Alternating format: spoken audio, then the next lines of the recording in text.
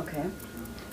Okay, as I mentioned to you before, my father lived in the southern part of Poland. During German occupation, he was chief of police in Biłgoraj County, but the name of the village was Łukowa. When I arrived, This was very rural. rural, yes. When I arrived over there, as I mentioned, my father in the evening said, "I'm going to police station to sleep." I said, "Why a police station?" Because all policemen were sleeping at the station. That was a brick building, looked like 45, because there was net, so nobody could throw hand grenades to the window. Behind the door there was a wall, so they didn't so on.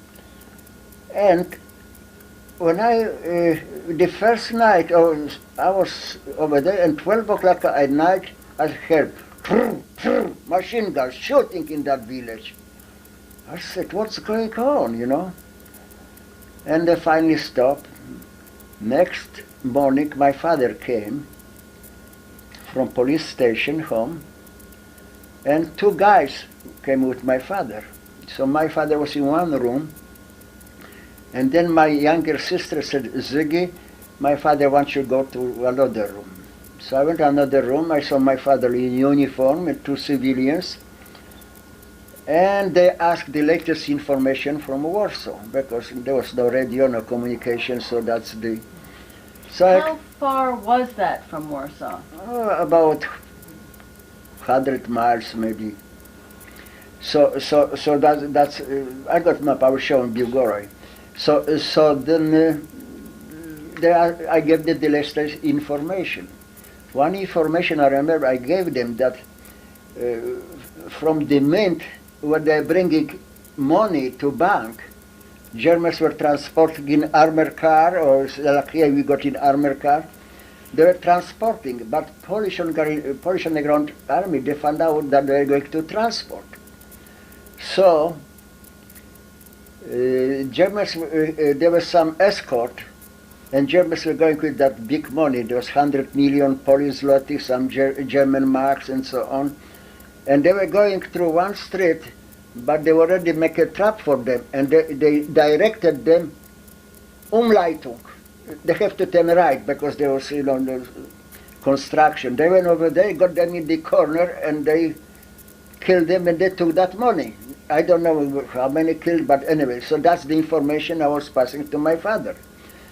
And the whole car disappeared with that money, because Polish underground army needed that money to buy ammunition, to bribe Germans, to bribe Poles, everybody. That was the normal procedure, and so on. I mean, making that information some other minor information about rounding up a lot of people from the street, shipping them, to public executions, which I have here, I will show you, and so on. And those two guys left. And mind you, my father told me before, don't join the Polish Underground Army. Now when those guys left, my father says, "Oh, on the right-hand side was sitting a guy in charge of the Polish Underground Army in my area." Last night, when we had that shooting, the band, about 60 guys, came to that village, and that fighting at night, 12 o'clock, was between my father and those bands. But they had 3 machine guns, and father had only 10 or 12 policemen, single rifle, limited amount of ammunition. He could do nothing against the Germans. And that was normal occurrence, like a Wild West. Then there was also communists sometimes coming. Sometimes even Jewish were coming, so there was, and Russians. So what happened? So they discussed with this guy from the Polish Underground what to do. My father, under obligation, had to call his superior in county, Biłgoraj, in the city. He had to inform you there was a band, there was shooting, and so on. But this guy from Polish Underground Army, at first didn't know who was here in that village, which band. But later in afternoon, they sent a messenger to my father and said, "You already know who was in that village. There's a band who is going to villages, take, pigs and everything from those poor farmers, and so on." So they said like that to my father, listen, leave that to Polish underground army. Because when they call Germans, Germans come and burn the village and they don't bother. That's a normal procedure. They didn't care about what happened. And what happened? We will take care of this band. What happened? This band, somehow, they got loose connection to the Russian partisan. A Major Mishko was in charge of that group. When they found out that Polish Leningrad army sent a messenger to that Mishko, Russian mayor, and told him if he gives any form of support to this band, they will liquidate him and the Mishko. But fortunately nothing happened. But they found out in that band there was one guy from that village. And he has anger against one, he has some dispute, I don't know what happened in the past. And he killed him. And that guy was from that village. When my father notified his superior in county, Germans came and arrested my father. And they took him to Stargrad, another place. Now my father is arrested, and somehow, fortunately, who's in that county was asking German or Polish authorities, I don't know. Anyway, they released my father. So my father came home. So you can see how much tension he had. He had to represent with Germans. He had to represent the Polish underground army. There was communist underground army. There was bandits, and he has to survive. So was he already part of the underground at that time? Yes, he was already. That's the way I found out. Except I just was a member and nothing doing. But he had always that fighting connections. He was very active, saving people and so on. And that's why I give you one example what happened. There was a communist partisan, and in charge was Makuch, Polish guy, Makuch. Somehow he wanted to get in touch with my father. But, my father got information from this source, that, so everybody knew what was going on. Generally, Polish underground army had good opinion about my father. Only few guys knew that he is member, that he is acting, All policemen didn't know that my father got contact. His subordinate didn't know that he had contact.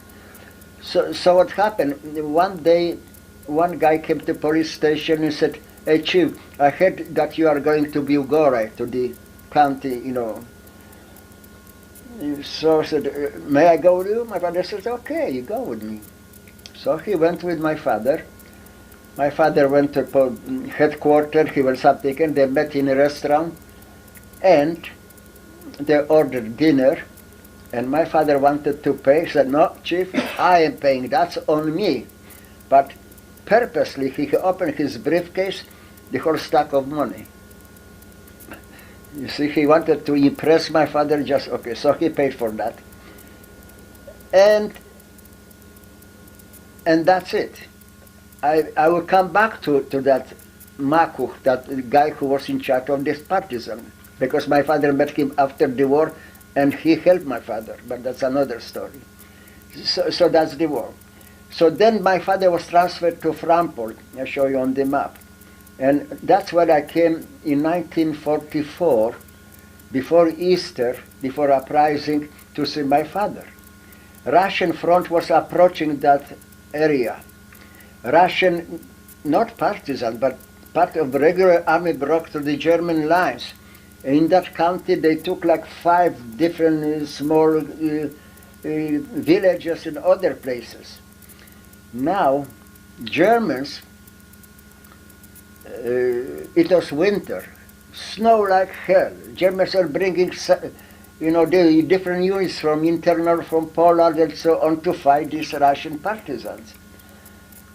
In the meantime, there was also Polish partisans in that area. And so I came for Easter 44, and my father said, "Front is approaching. You are not going back to Warsaw. You stay with the family, with us." I said, "Daddy, I want to see my friends." "No excuse. You stay at us. I told your brother to leave Lipno and come back. Now he's in concentration camp.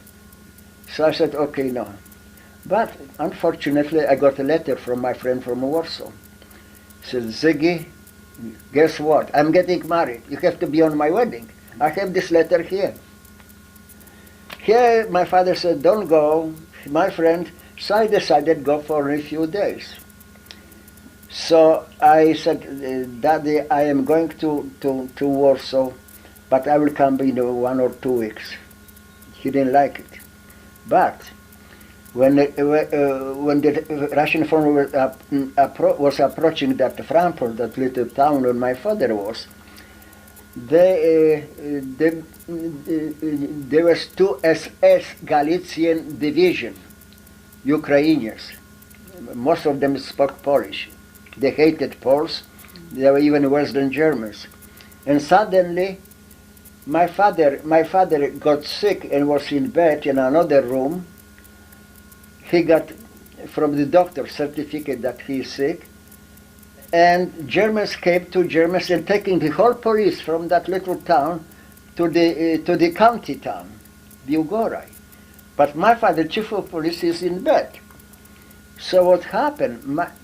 At the police station, my father had locked ammunition and hand grenades for those policemen, his subordinates. So came German car with the 2 Germans, and they wanted us to open it. So my father said, Ziggy, take those keys in this area and you issue this ammunition and hand grenades to these policemen. So I went with German car.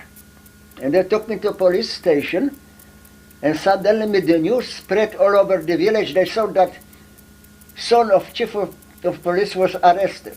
But I wasn't arrested. But I went over there, I issued everything. And village was without police, except my father who was in bed. Next day came 2 SS Galician division, Ukrainians. They came to our apartment. I mean, apartment, there's actually a big bedroom and a kitchen in little bedroom. They kicked me out. They brought a straw, they mounted machine gun, and because, so we didn't have electricity, we have kerosene lamps. So that place, when they wanted to sleep, was a big kerosene lamp, and in the kitchen was small. So I just grabbed this one, I wanted to break it off, and one Ukrainian noticed that, and he jumped on me, and I was stupid. I started to argue with him. He could kill me, there was nothing. Fortunately, in charge of his unit was a German from Czechoslovakia. And that German spoke Czech, and he pushed that Ukrainian aside, and then I took that lamp. Then they were like the Wild West. Why did they bring guns into your father's apartment? No, apartment, they dig a trench in front of this, machine guns, everything.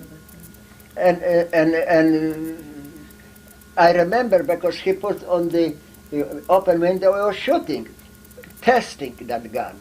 But actually that gun they mounted in front of our house. Anybody who came from a village, any farmer, they check him and so on. Besides, there's a lot of partisans and so on and so on. Besides, they took advantage. They were taking anything they wanted. They were shooting, at chickens from rifle. It is, that's like a wild animal. And unfortunately, he was a Polish citizen, spoke Polish, except they hated Poles. In the next village, they kill one guy. Then another village, they kill one guy. So that's the way they operated. And finally, they somehow Russian troops withdrew from that area. So everything was okay. Policemen came to the Frankfurt and so on. And I went to Warsaw for that wedding. And I remember my sisters, 7 and 9, were crying like hell. And I said, don't cry, within 2 weeks I will be back. That's what I said. And I went to Warsaw, of course. I met again my friends from the Polish Underground Army here, there, and so on. and didn't go back. Then, okay, You didn't go back? I didn't go back to my father.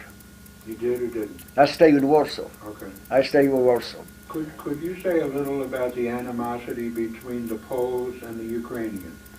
There was horrible animosity. What is it about? Okay. In eastern part of Poland, there was about 6 million Ukrainians. And during the war in 1920, Poles defeated Russians, and Ukrainians were fighting for their independence too. But Polish Marshal Piłsudski, who defeated the Russians, they signed agreement in Riga, in Latvia, and we got the border. So the border cut Ukraine in half, not in half, but a portion. So 6 million Ukrainians live in Poland, and about 40 million live with what is present Ukraine. But they wanted, evidently they wanted like an independent country, they wanted schools and so on, and Polish government didn't want that either. So there was animosity, they were, rebellious and so on. That's as far as I know. Besides, they were like fanatical, like these terrorists which you have, they said, we're rid of Poles, then we have free Ukraine. Though there were some Ukrainians who were good neighbors, that's what I met some. They were like Poles, defending, but there was the peer pressure. You have to prove that you are good Ukrainian. And good Ukrainian, there were cases that mixed marriages I heard about. Ukrainian was killed to the Polish lady. So he had to kill his wife just to prove that he is good Ukrainian. There was I have another book on that story. So there was very hate. And when Germans came, then they worked with Germans. They welcomed the Germans. Oh yeah, welcomed the Germans because they were hoping that they would get independence, but they didn't get independence. But they were promised that they would. They promised, yeah, that's right. But they got rifle, ammunition, that's about ammunition in the railway where I was working, guard was Ukrainians, and so on. They got a lot of work. Yeah. Yeah. And they were worse than Germans, actually. But I never experienced, except during Warsaw Uprising. They used them against us. But then I learned that they started to kill Poles. But first they killed Jews. They eliminated all Jewish. And I heard some guys said, Jews said to Poles, they finish us first and you are the next. And that's true. From my mother family, the 2 or 3 members were killed in Ukraine on that WWII, which we were trying to get to. But they didn't kill, they torture you. They catch you. There's something which is not imaginable. Doesn't mean all Ukrainians were like that. But this one, and they killed thousands of Poles. So that's the way it was. Now, but let's go back to my father then. So when I was in Warsaw, when the Polish police came from county to that little village, Rampol, there was a lot of policemen under my father who were just joined police force. Father didn't know anything about them. Pre-war policemen, more or less you got good reputation there, but this we didn't know who were, but they were in police force. And Germans came for inspection, some stores or something, their inspection, and 2 Germans came. And there was late at night, they asked whether they can stay. As I mentioned, all policemen were sleeping at the police station. So my father says to that German, why don't you sleep in my bed and I go home? So what happened? My father went home, and one of these policemen opened door, let partisans go in. They disarmed all Polish policemen, including German, and left them in pajamas. But my father didn't know anything. Now my father is at home, it's 10 o'clock something, and a policeman came, he said, come on, chief, because Germans came, there's trouble and so on. So my father went over there, and they're already Germans from county. And they're shouting at my father, because my father is the only one who got uniform. They're shouting and so on. My father couldn't speak German, couldn't understand, and they arrested him. So my father explained that he got a rifle at home, so he's going to get his rifle. And that German said, 5 Minuten. In 5 minutes I want to see you here. So my father is going home, doesn't know what to do. My father got married second time. There's little infant born. There are 3 of my sisters. If he was alone, no problem. But Polish and the grandma was where they were watching. They stopped him. Chief, where are you going? They are arresting me. Right away to us to partisans. But my father said, I got family. We'll take care of them. You just get out. So he went home, grabbed a rifle, and disappeared. What happened? And he told to his wife, run, don't stay at home. So his wife ran, and my older sister, Stasha, they ran. And it just happened in this police was one Ukrainian.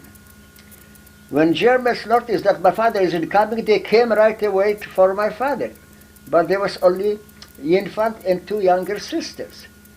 And that Ukrainian Polish police, he said that parents or his second wife, they lived few kilometers from here.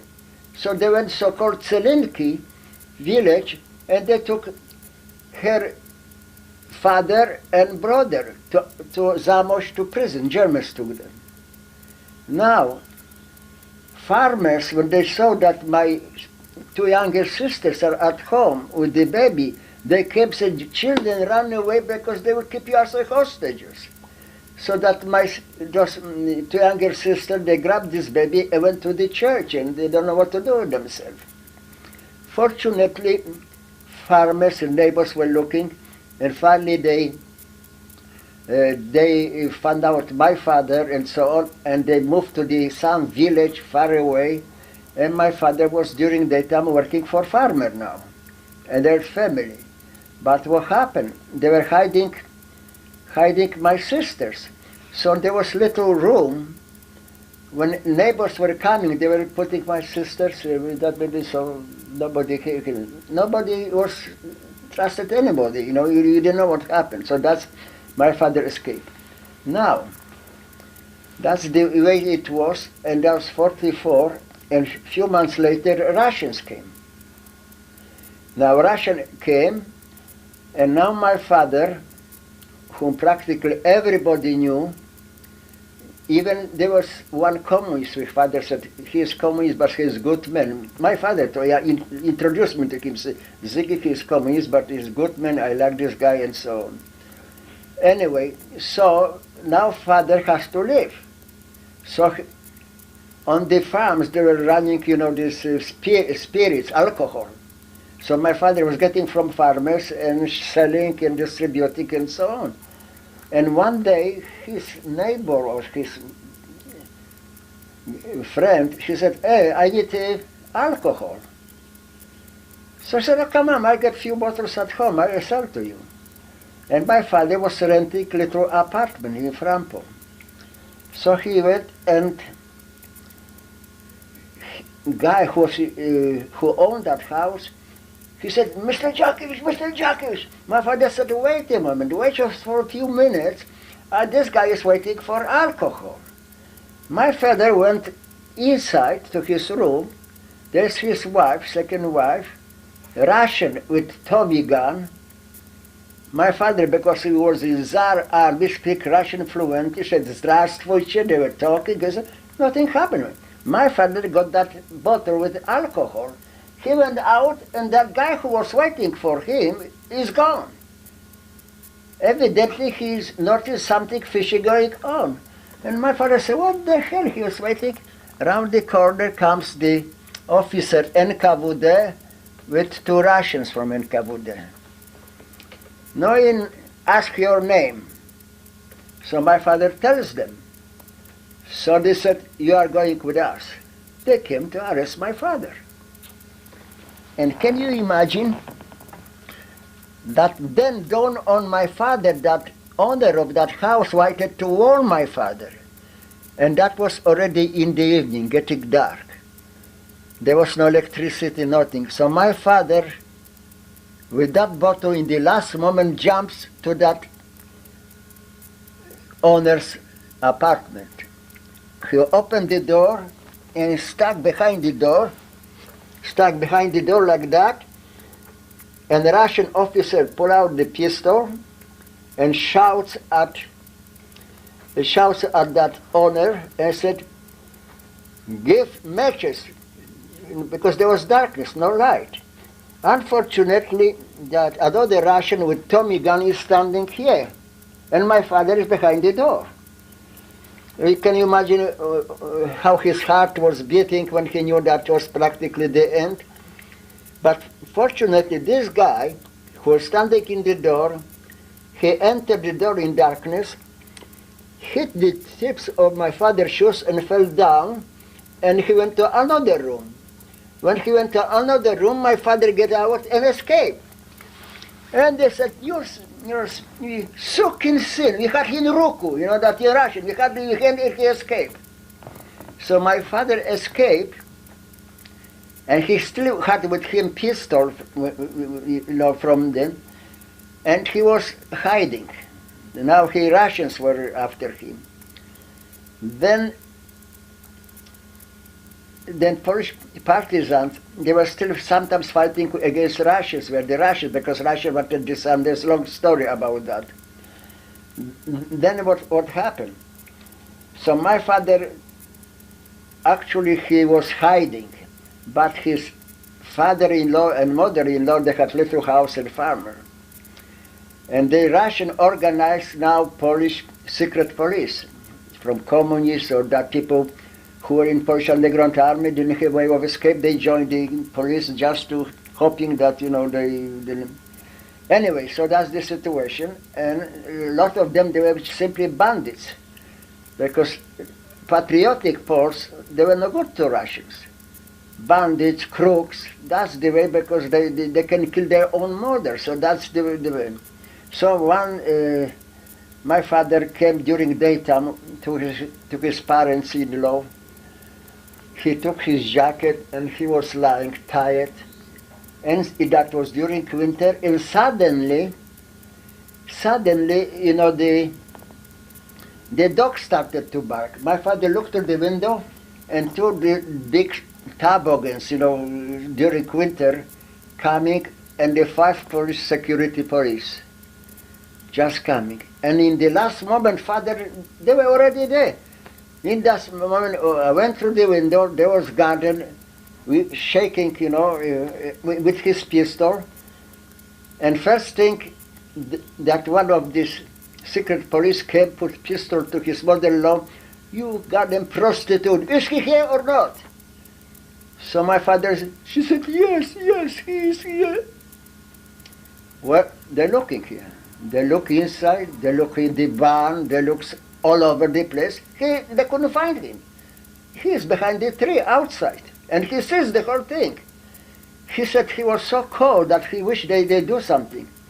And after about 2 hours, they left. When they left, my father went again back to the window to that room where he was. And his mother-in-law said, where have you been? Of course, my father didn't tell him where he'd been. Then my father decided to go to western part of Poland.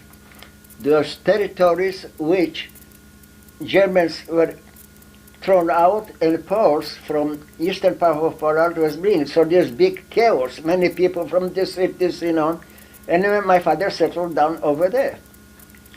But as everything else, he had to find a job.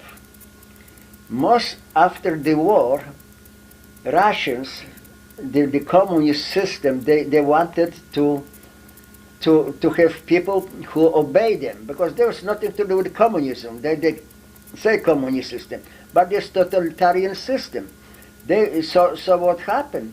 They put in high-ranking position people who didn't even finish in the basic school.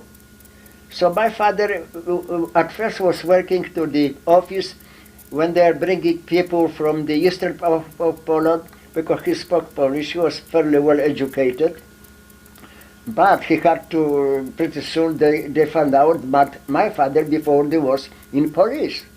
Teacher, policemen, everything. This is lucky in Germans, also for Russians were, on the list. So what happened?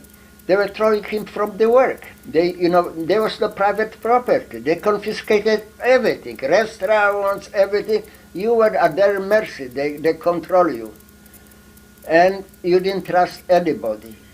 They had so many spies. Even your own family, that even was worse than Germans.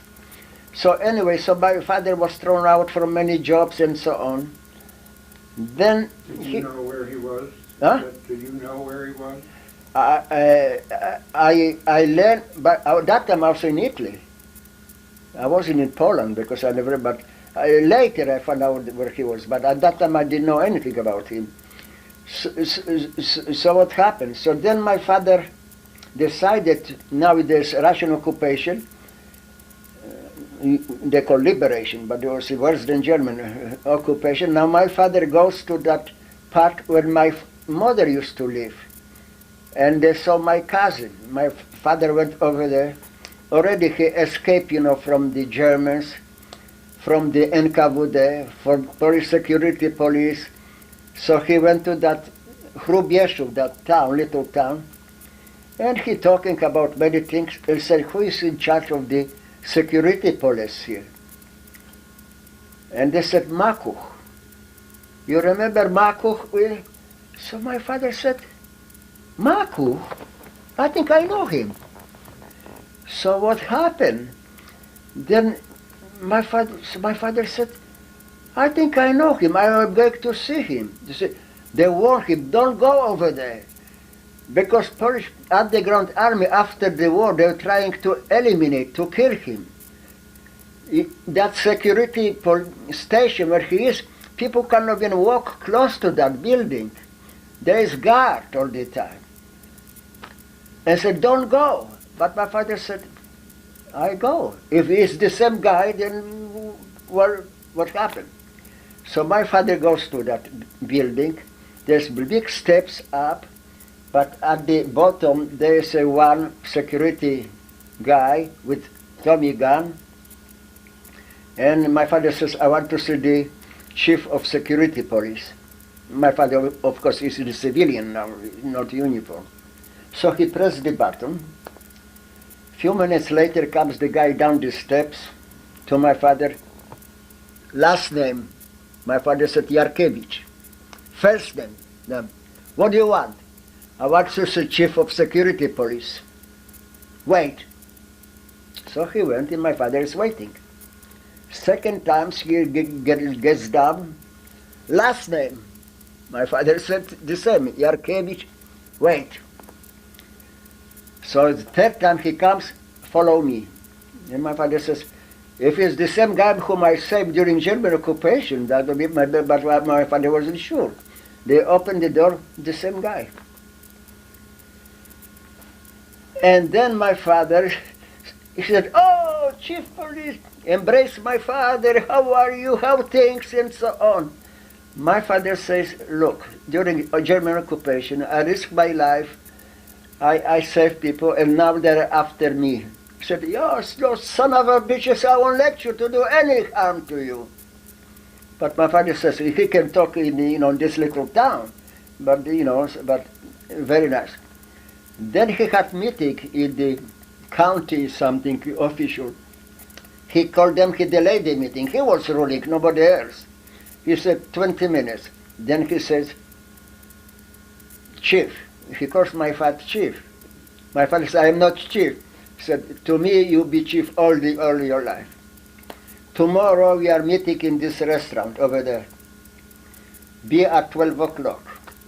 So my father came at 12 o'clock, And there was the whole security policemen all around, and he is in charge. He became mayor, a major in the army on the security police. Vodka, flowers, everything, you know, like a big reception. He gets up and he points at my father, who was in civilian at that time. Do you know who is sitting here? Chief of the Polish police. He saved my life. Okay, so you drink, you laugh. They were drinking until few of them, they found themselves under the table, drunk completely. So when I went to Poland after the war, he gave a certificate to my father that during German occupation, Mr. Jarkiewicz belonged to the Polish underground army. He was saving people and so on, which I certify, you know, all this, and he put this seal that, you know, so that went to Warsaw. That went to Warsaw, and strange enough, that I went to Lipno. That's where I used to live before the war. And I met one policeman who was serving under my father before the war. And at that time, communists were ruling, so I had, as an American citizen, I went, because I was afraid to go as a Polish citizen in 1960. So I asked him how it was. He said, I spent 4 years in prison during communism. I said, why? He says, because during May 1st, Polish Socialistic Party were preparing, you know, marches, celebrating Workers' Day and so on. Quite often few communists joined them because Communist Party was outlawed. And usually the officials, they gave them permit to walk any place they wanted, except in front where there's administration. Do you think they wanted? They wanted just under administration. So there was clash between them and policemen. And what happened? After the war, this policeman whom I talking, his name was Jagliński, he spent 4 years in prison after the war because he was at that time. So my father also didn't go to that place. He moved to that new territories where, you know, where he was. Okay, so that's the way what was with my father. What about his family and your family? My family? Well, his new wife, Okay. baby, and your sisters. Okay, so my his wife and my sister went to that new place, Kętrzyn. Used to be Rastenburg. You should know this place because this place, there was Hitler headquarters where they attempted on his life. I was looking over there, that place. There was, you know, so that's the place where they live over there. And okay, when I have to go back. When my father escaped from Germans and he was hiding with the farmers, and when the children, when somebody came, they put them in little closet, locked the door. My sister got sick, very sick. So they took him to Frankfurt, and there was no facilities, nothing, and she died. So she was buried at Frankfurt. Which sister was that, the oldest? No, this in the middle. She was 9 years old when war broke out. The youngest is still alive. So that's what happened. But I was in Italy. I didn't know what happened, you know, in the Polish army. But I had to go back to German occupation and Warsaw Uprising because I never finished. Maybe that's the first to start. So, well, you went back to Warsaw. Maybe we will stop before you get to the uprising. Yeah. Do you want to just talk about what happened before the uprising? No, during uprising, before and during. Actually, during uprising. Right. Do you want? Should we save that for next time? Up to you.